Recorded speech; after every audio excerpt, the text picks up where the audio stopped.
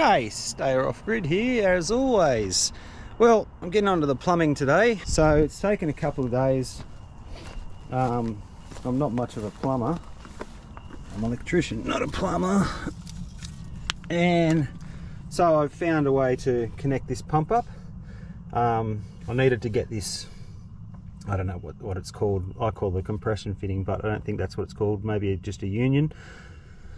Because you needed it to the last nut to be able to turn without turning the pipe and the motor. The way I had it before, I was going to go straight into that, but I would have had to spin the pump over and over and over and over again to do it up. So now it's got this thing. Hopefully I won't get any leaks, because next step is this will go on the pump, and then the 16mm hose will come out of that side there. Hopefully the 16mm hose gets over that. I've just heated up, I'm sure it'll get over it. And what happens basically is that when if you open a open a tap, the water pressure drops and the pump comes on. So if you've got a leak, the pump is going to turn on and make the leak even worse. So anyway, I'll get on to the next stage and we'll have a look at it then. Alright, so the pump controller is screwed in. Got the outlet there where the hose is going to go onto. We have power lead, which will most likely be hardwired. I probably won't use it. I don't think I've got a fitting to put on the cable that I'm going to run, so I'll probably just hardwire it. I'll BP connect it and tape it up, or put it in a box. So outside, out of the pump here, that's the power. Got that around there. That's power coming in. This is power going out, which then plugs into this. And now we'll move on to running the actual pipeline to the taps. Alright, so there's the pipe connected. Now, coming back here, the two pipes going to the taps are here.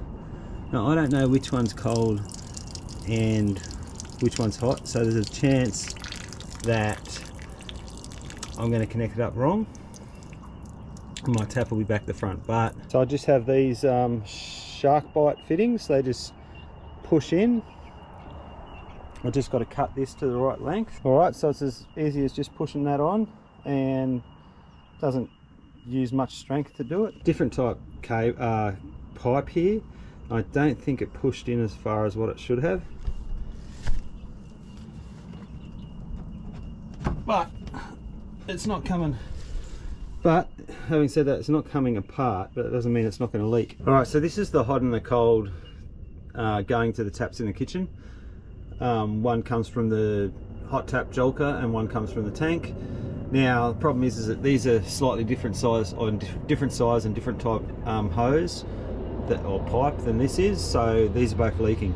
They won't come back apart, so what I'm going to do is cut them. Just using my conduit cutters, because it gives a nice clean cut.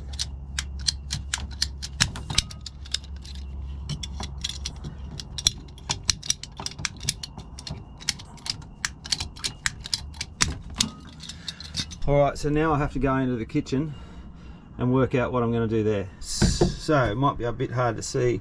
At the kitchen end, so this is where those cables, I'm an electrician. This is where those hoses come in.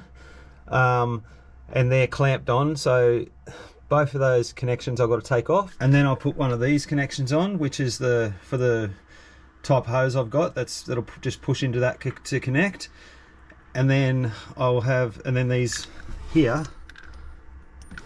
will screw straight onto the end of that. I have to put a bit of tape on that first, because that's just a male connector. All right, so that's the new fittings under the sink. And the joiners are actually somewhere under that cupboard there. And the cable's going in under the floor there. So now I have a cold water tap here, a hot water tap there. Now, this here goes to the sink. So what's going to happen is there'll be a hose here to there, which is the to there, which is the cold water coming into the gas heater. Then this one will go over here.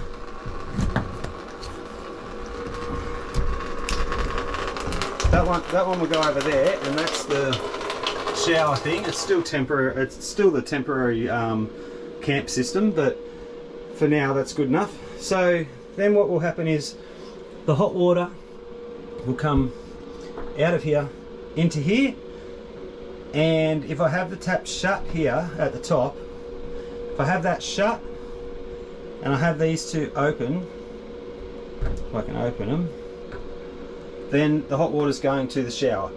If I shut this off, leave that one open, and then open this one, the hot water is going to the hot water tap in the sink. So that was just one way of doing the hot water, and I think that's pretty good. But we're not. So that tap connection obviously hasn't worked. All right, well, I'm just about finished. I'll put a tap outside here. Just tee that into there. Now I'll go along and fix all these up with some saddles, conduit saddles. I haven't got 20mm conduit saddles, but that's what I'll use to fix that up. It doesn't need to be perfect, it's just temporary. I also have to finish running this cable here. That will go to the pump, but for the moment I have an extension lead there that goes to the pump. So let's plug it in and see what it does. Now,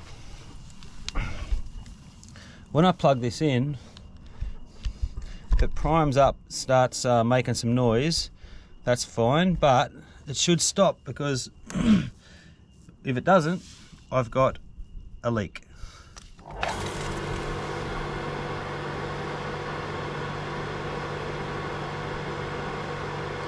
That's not a good thing. Oh, turned off. All right, that's good. Pressure's come up and it's turned off. That's what I wanted to hear. I didn't know how long it was going to take. That's how long it took. So beautiful. We've got a slight little drop leak on that connection there on the pump, and I probably have to put, it's only a barbed connection. I've got a clamp for that one. I'll do that in a minute, but first I'm going to check all the taps. So outside tap for the garden's just there.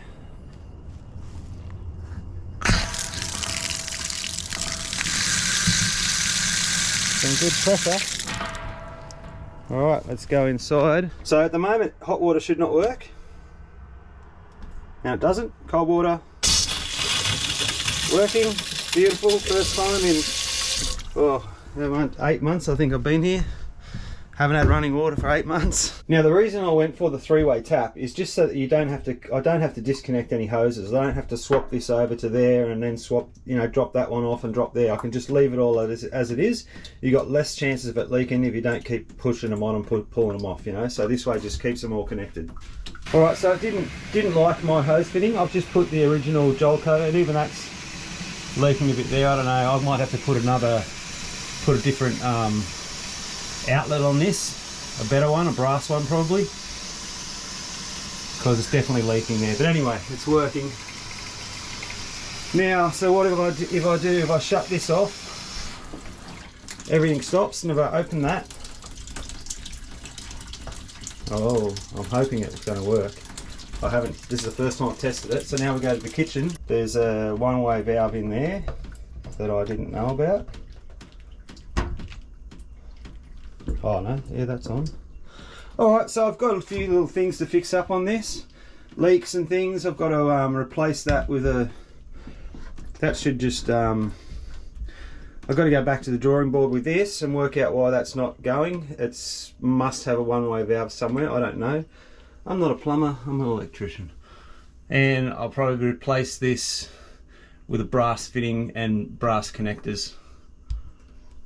Alright. That's what it should have come with, but the thing is it'll make it so much more expensive.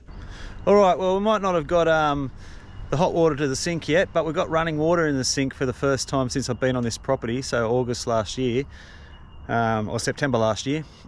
But as well, what I've got is the hose. That's the most important thing. because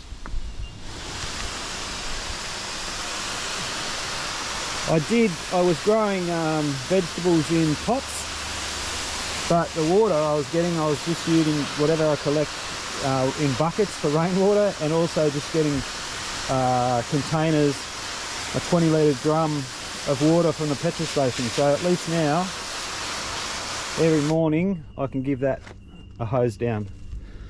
So for me, it's a win. Hope you liked the video. I'm Stay Off Grid. Please like and subscribe.